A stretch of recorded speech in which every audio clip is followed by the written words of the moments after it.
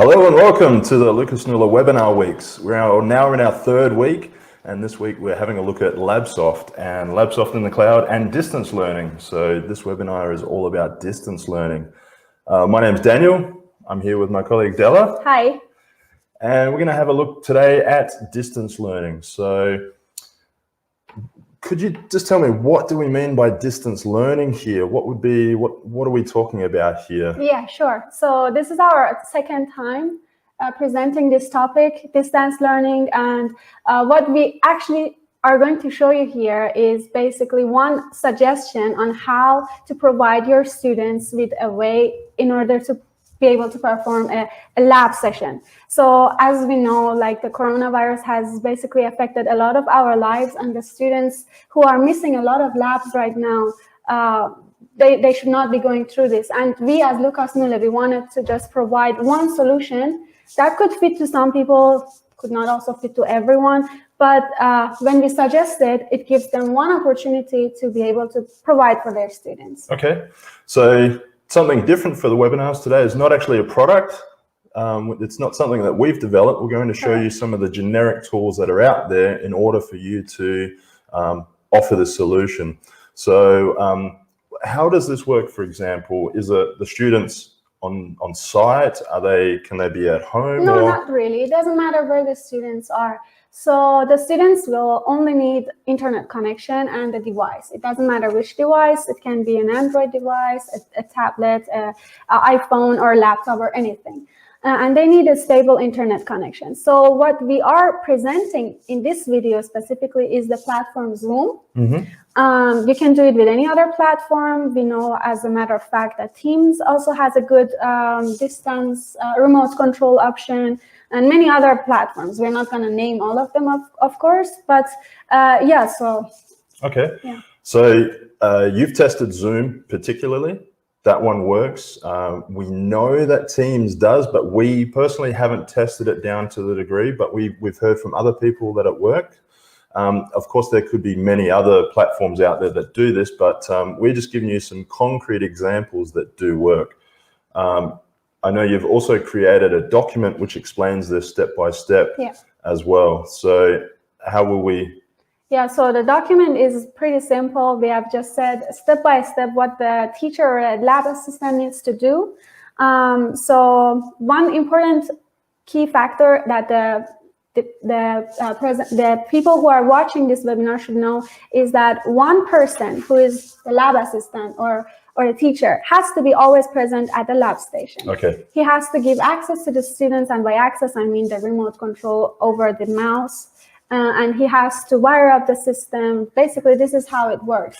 You obviously need someone there to turn it on, to make any changes also to the hardware. Also for safety reasons. Safety reasons, of course. So it's really important that one person needs to be present at the lab station. And yeah, so in this particular case, when we use Zoom, we have used the Zoom Pro account. So it's the paid account, because there are some differences with the free version. You don't have as much options when you have the free version of Zoom. For example, if you have more than 2 participants, your meeting time is limited by 40 minutes. So Zoom, obviously, the whole world is using Zoom at the moment, so things have changed there. I mean, you've done this video a couple of months ago, so a lot has changed in the meantime there. You'll have to check in detail personally for the pricing, which licenses work, because maybe the information has changed even in just that short time. Okay, so we spoke about the students would then be at home, for example, and it's a way for them to still interact with the hardware, correct? So it's not just watching someone else. The person at the institute can give remote access to various students, one at a time. Yes. So our ideology in Lucas Nülle is blended learning. We don't want the students to only see the content in the LabSoft course or the ELA course, Interactive Lab Assistant. We also want the students to have a feeling of the hardware, how it looks like, how does a photovoltaic system work.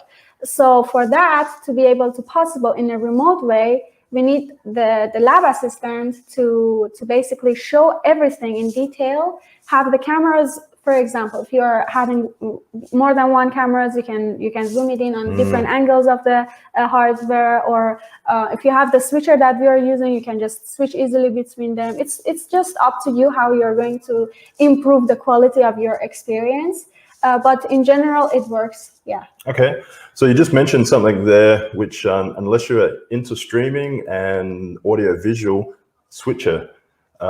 So that's actually a device which can switch cameras on and off, different cameras. How do people know about that? How would they decide what equipment they need to get this done? I mean, there are a lot of YouTube videos. But you've got that in your list. Yes, you've created a list of all the equipment that we've put together. All the equipment we use is actually on the list. Any equipment will work. We're just giving you concrete examples of what work. And so that's also on the list. At the end of this week, earlier next week, there'll be an email sent out to everyone that's registered here, so you can, and we'll send the recording of this webinar, but there'll be a link to the YouTube video and also to a link to the document as well. So we'll send that out to you. Absolutely. The video that we are going to show is posted in YouTube since today. So you can go on our English YouTube channel and watch the video. Okay. Also, if you missed it later or you want to just get back to it later, you can always get back to it. One more thing that I wanted to mention before we go to the video is that this solution is thought for the set of hardware that are not possible to just lend out, to move that easily, like the power engineering, Industry 4.0. But we also have another system called the Unitrain. You can lend it to the students. The students can take it with them. That's basically another webinar topic, which we had it yesterday, I suppose. Correct? Exactly. We'll play that again. Well, Friday morning, I think it is. Friday morning. Yes, Friday morning we have LabSoft in the cloud again. Yes. We've had a lot of webinars over the last 3 weeks, so it's but that's right. So the larger equipment, or you can take the Unitrain home. Just as a reminder, Q&A, you'll see the tab here, Q&A. There's also chat. We're already getting a lot of people from around the world, Canada, Netherlands, Egypt, Croatia. Thanks for joining in again. We just got Paul here has told us that another option often used is YouTube Live. Now, I think we'll see it in the video. I don't think that would be an option, because what we're actually doing here is achieving remote desktop control.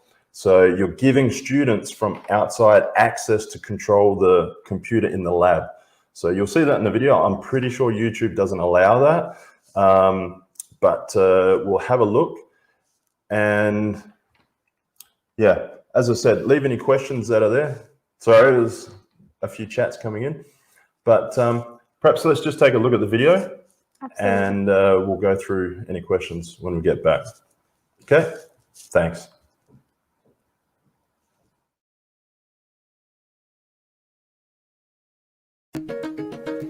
What I want to show you today is one of our approaches to the challenges that we are facing at this moment, especially regarding distance learning. What I'm presenting is a remote control operation of our hardware together with the integration of Zoom. This solution is mainly thought for the set of equipment which are not easily portable, for instance, smart grid, microgrid, electrical machines, or Industry 4.0. But as you can already imagine, you can adapt this solution to any sort of system that you might already have. What you need in order to be able to perform what we are showing here is at least one person who is present at the workstation, at least a pro account of Zoom with all the necessary features for the webinar. To find out how we have provided our webinar set of equipment, there is a separated document which we have provided and you can have access to. Similarly, if you're unfamiliar with the platform of Zoom, or you would still like to receive some help on setting up an appointment for your webinar or your meeting, how to set up your polls, how to create your waiting rooms, and all these necessary features, there is a separated video which you can also take a look in. Enjoy. So let us begin with starting the Zoom meeting that I have previously prepared. You can go ahead and start your meeting about a half an hour before, as there are always some people who will be joining a little bit earlier. As you can see, I have created a waiting room. You can simply create the waiting room according to your own preferences. Once the meeting is started, you can let the participants in one by one or all together. To be able to let the participants remotely control the systems, we are going to join all these systems that we want to take under experiment into the meeting. For this, just log into the Zoom meeting in each table.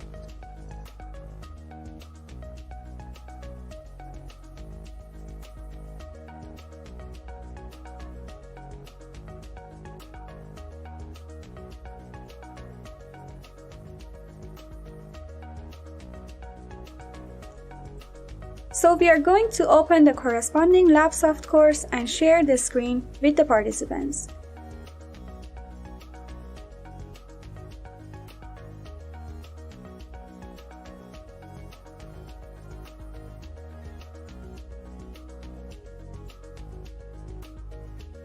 Our suggestion is that the attendees prepare themselves with the theory that is given here and all the necessary background beforehand. The lab instructor or the assistant will have to set up the experiment table at this point. Use the animations in the LabSoft course in order to achieve that.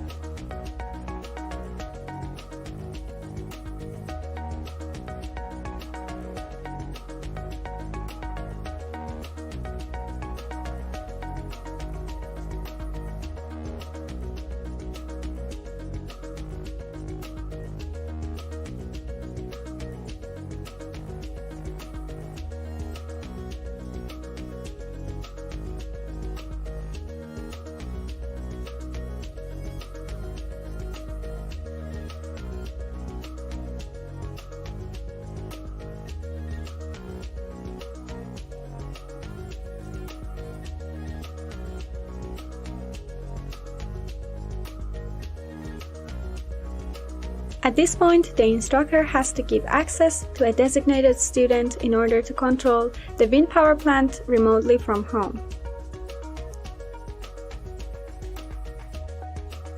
For this experiment, the lab instructor is manually adjusting the speed so that the students can perform synchronization to the grid.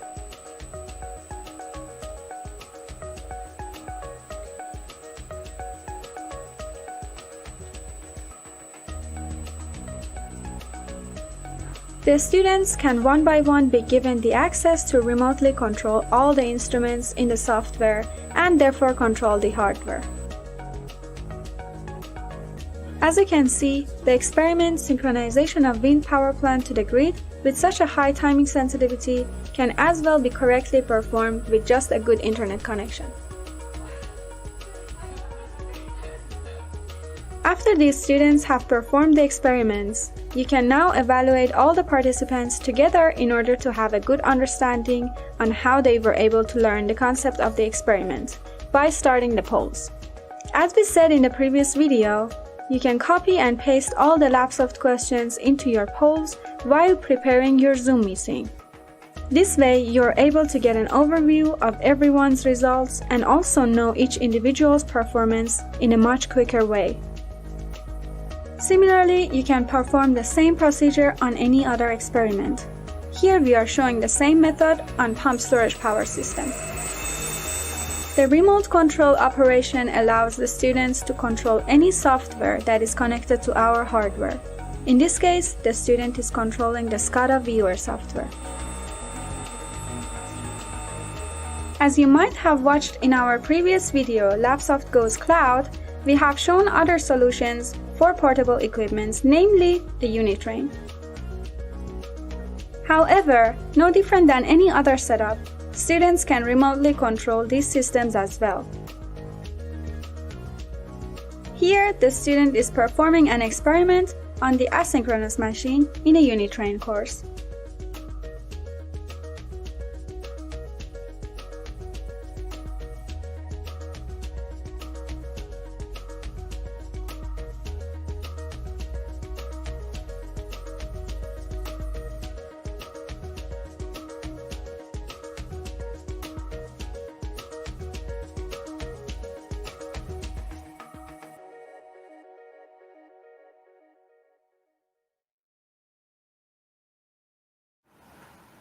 Oh, where's it gone? Done. Okay, great to have you back. I hope you enjoyed the video. In the meanwhile, please use our Q&A tab to write in your questions.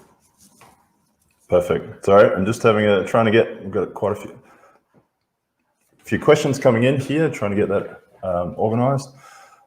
Okay, so I hope that's given you a good idea of how it's achievable. I don't think we're trying to say this is going to replace having students in the lab. This is kind of giving you some options while especially Corona social distancing is occurring. Yeah. I think in the video we've seen some, it was grid synchronization. Correct. Which is actually quite tricky to do Yes. even live. So you can see that the connection is quite good there.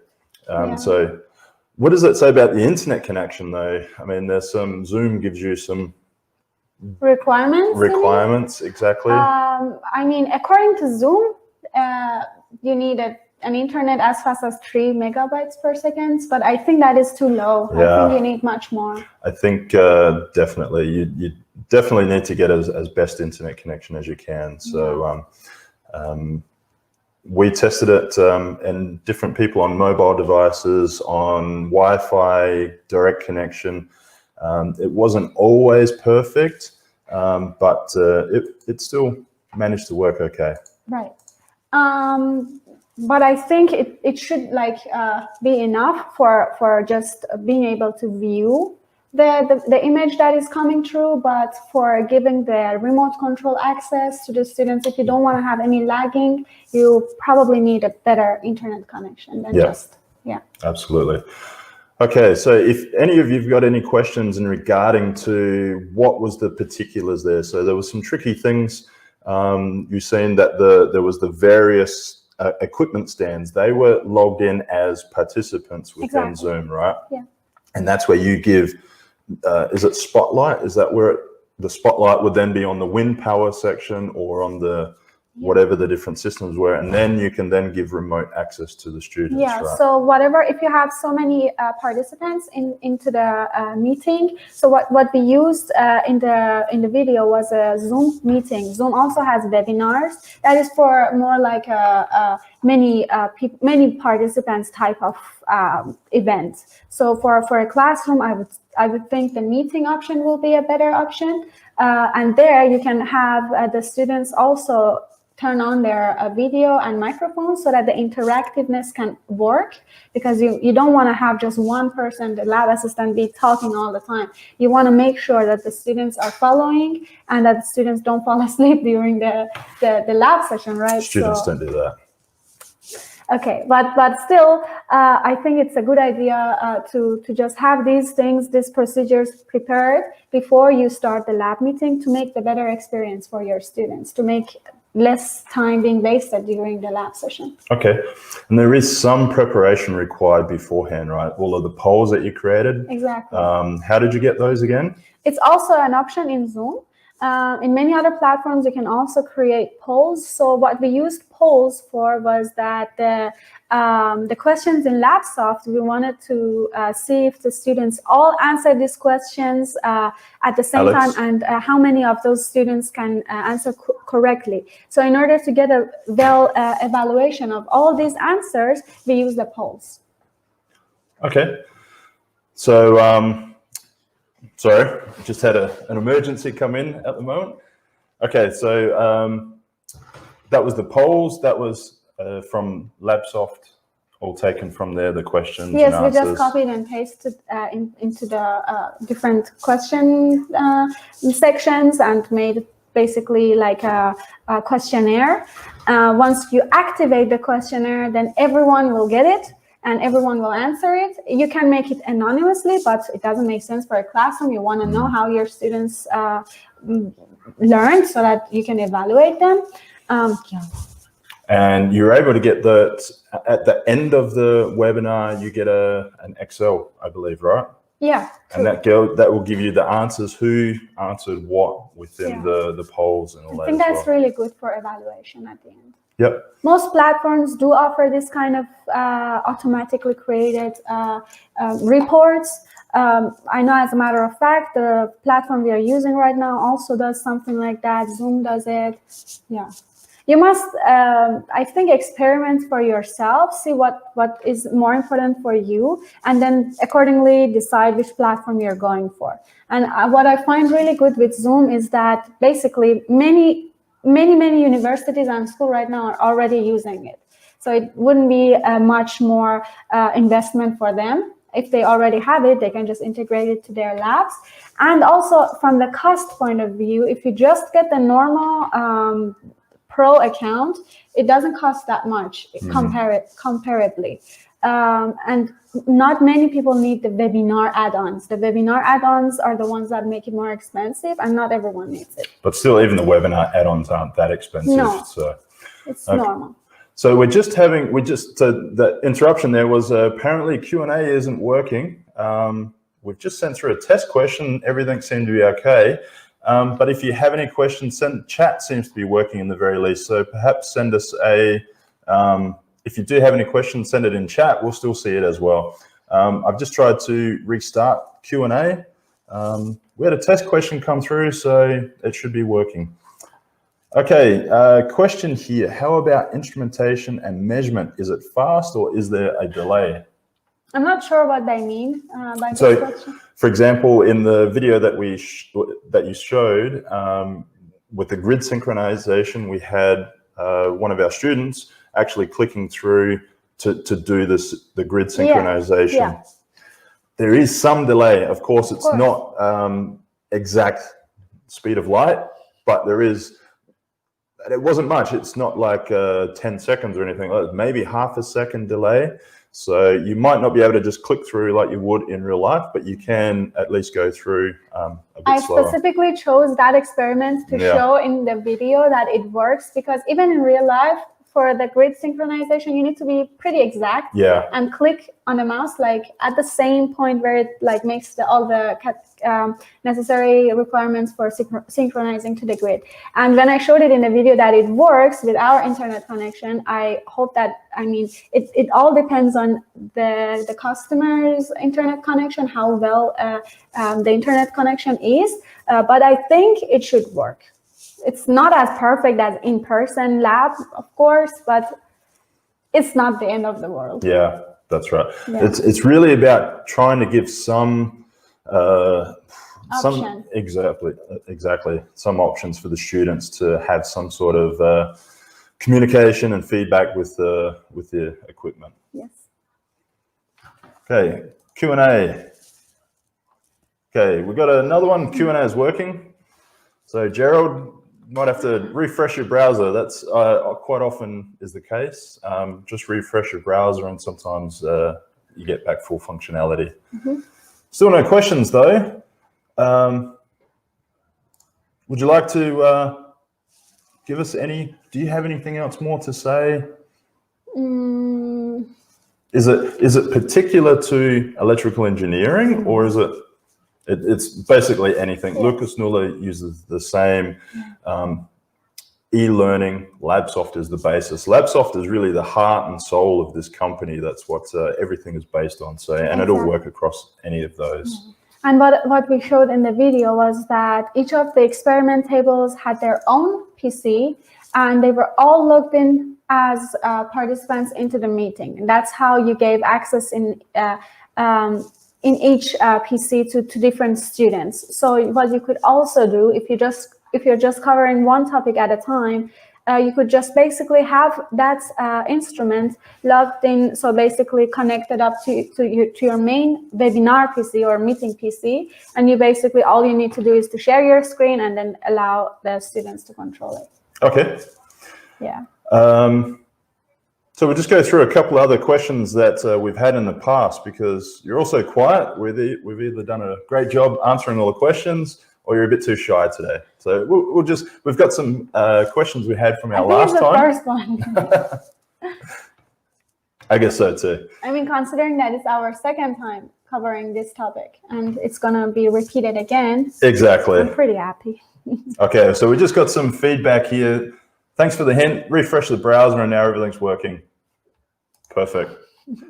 Okay, good question that we had back in the last time we did this was, if I only have one camera, can I show close-up details or more of a overview of the whole equipment?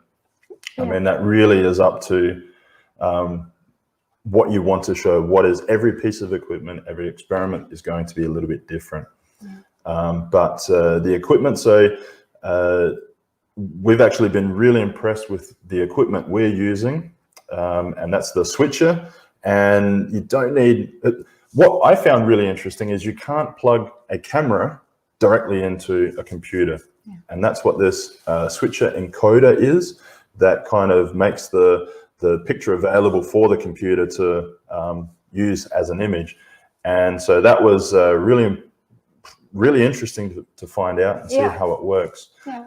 But we've had multiple camera angles. For example, you can have something directly on the, so if you're using machine benches where you're trying to look at the drives, you can see when that's working, or you can have it on the hardware on the screen. You can even share screen from the different computers as well. I find it also good when you have multiple cameras. You can have the close-up on the devices from different angles, and the students can really get the feeling of how it actually. I mean, if they don't have the chance to come and like get their hands on the instrument, maybe it's not a bad idea to invest in more than one camera. And for my own experience, we've also done a couple of how it's called, Inbetriebnahme, trainings with the customer, and it also worked. Like we had to perform, basically we had one person who was with the customer, like present at their station, but we had basically our product manager present here, and he was basically showing them the devices, the same devices that they have on our side, and they were basically experimenting. It's all about like teamwork. Yeah, it's not going to be just like one person talking straight into the camera and that's it. It's not going to be like a boring classroom. It has to be teamwork, interactive, and it has worked. We have experienced it with our product managers, and we actually have a good feeling about it. Okay. Yeah. Yeah. So that's been really good, being able to do that training there as well. So we're going to start. The questions are starting to come through now. Can you provide the switcher you are using? Can we sell that? Of course. We can. We just give you the list in literally the part number. I think you go down into the part number. We actually have a problem because we've had so much training come up now. So I think last week we had 3 webinars running at the exact same time. So 2 trainings. Webinar in French, for example, a customer presentation in Finland, and a training in another country, India, I think it was. Sure. But we had 3 running the exact same time. So we've run out of equipment. So we're trying to buy equipment ourselves. The whole world has run out of webcams and encoders. So there's actually we've got a 5-week waiting time for our next piece of equipment. So that's how popular it's become, and we definitely see the advantages of it. We're not, kind of like what we're saying here, we don't want to replace in-person training, but we feel that we can give a better service much quicker, and as you were saying before, person in front of their hardware, someone here in front of their hardware. Yes. I mean, the reason why we actually started making this video was because we were doing some webinars and the customer was emailing us, contacting us. How are you doing it? Can I do the same for my students? I want to know like some information, what type of instruments you are using. And then we thought like, okay, then we make just a video for them to just, it's okay. They can exactly copy that and just use our information.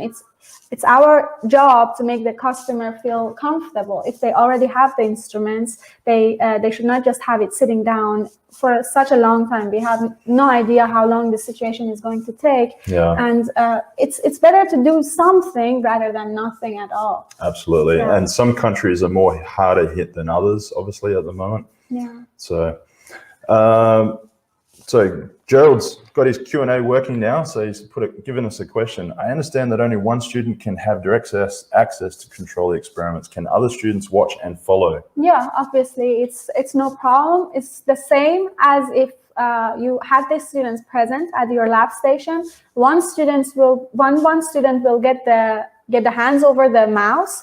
That person will be performing a couple of experiments in the meanwhile. Other students will be watching from the stand.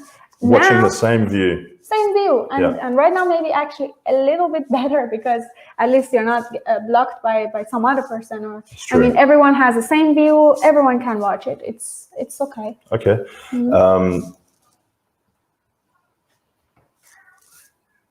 What did I want to ask there? So I had a question. So with we're talking before about now things have changed as far as pricing and licenses are concerned, but when it was maybe 2 months ago, we had a look. That was the webinar add-on was for groups more than 100. So yeah, we have the one for 500 people from Zoom still, and it costs yes, 100. Today morning I checked it one more time. In Europe, it costs €130 for the webinar add-on. But that was from like up to 99 people or 100 people, I think. No. The one that we have is I mean, sorry, that's up to 500. But the step before that, which is only I think €20, €25 or something like that. Again, check that yourself in your country, and the licensing, things are changing almost every day. So it's hard to nail it down with Zoom. Yeah. Okay, Steve's interested in the switcher and the encoder. How many cameras can be connected to the switcher? At the moment, the one that we are using now, it's an encoder switcher from Blackmagic Design. It can connect. Let's do something a little bit interesting while you're talking. I'll turn it around and actually show what that looks like. Sure. It can connect up to 4 cameras and 2 microphones directly connected into the microphone input, and 4 other microphones through the camera microphone input. So in total, you can connect 6 microphones and 4 cameras.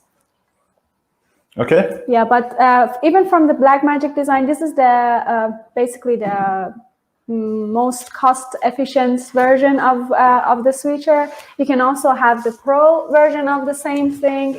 It has some more features. You can have the television studio, German and English. Yeah, basically, yeah. It all depends on your requirements, how much you want to invest. This thing has been perfect. I mean, yeah, for us it's enough. €300, €400 or something like that. It's, as far as all of this equipment is concerned, that's amazing value. And so, yeah, definitely something worth looking into. Are all of the videos from all of the webinars posted on the YouTube site, LN YouTube site? So we're working on that. We will be posting the webinar, the complete webinar video onto the YouTube, but not for a long time. So it will be on a private YouTube account, and because we don't want to miss the opportunity for people to join again next time. So it's okay. We will post them, but we have to edit them, and maybe it takes like a couple of days, 2 weeks. We still don't know. We are kind of like, we've got a pretty big backlog. We've had around, by the end of this month, we'll have 70 of these webinars done. So it's been a big month for us. But definitely they'll be available. It'll be on the YouTube, the Lucas Nülle YouTube site, but it won't be public. So, but we will, everyone that's registered for these webinars will be sent a link, and you'll be able to go directly to the videos and check them out. Absolutely, we'll get there. Yeah, we'll get there. Yeah. Okay. Just go through the frequently asked questions here, just in case there is anything that we... Maybe this one. This one here? Yeah. So will the time of use and remote control be limited by some type of condition? So no, it won't be. So the remote control option, you can let the students just practice, and as long as they want. It won't be limited in any ways. I'm not sure if that's the case. Zoom before COVID was limited to 45 minutes for a free version. For free version, yes. Yeah, so then it is limited. But if you get the paid version, then meetings are unlimited time length. Yes. Okay, can the student zoom in and zoom out to see the screens and camera image better? Yeah, we also showed it in the video. Okay. You were working on an iPad. You were trying to have some experiments on a unit train board, and you were just zooming in and out. It works. Yeah. You can't control the cameras? Yeah, you can't unless you have like some fancy camera with the remotes. Yeah. No, the students can't control the cameras, but they can control the view that they see. Okay, and I guess something else is the microphones here is having that interaction between the students and the person in the lab. So, and you're seeing on our equipment there, we had a couple of speakers, so that's all possible to talk with the person. That's definitely required. Yeah. And I think you've even put what type of microphones we use. Yeah, I put every instrument. Everything that we've used there. I think the audio quality is much more important than the video quality. If the video quality is good, but there is no audio, the people will be like, I mean, they don't understand anything. But if the video is a little bit like shady or a little bit like not so clear, but the audio is perfect, then it's understandable, then it's okay. I mean, it's as far as I know, the audio is very important for a meeting. Yeah. And I mean, with all of the different platforms, everything is a compromise. You're unfortunately not going to get HD streaming in real time with interaction. That's something that YouTube Live can do. It's amazing high definition, but once you start talking interactive and remote control, you might have to expect that the quality does drop at some times. But again, if you're putting a laptop computer with a webcam and using the speaker, to be honest with it, it's going to be a disaster. You do have to put in a little bit of effort with the type of camera and the microphones to do it. And preferably one that is wireless. You don't want to be bonded to your laptop all the time. Go to the next piece of equipment. Yeah. With the headphones in. Absolutely. Okay, so no more questions here.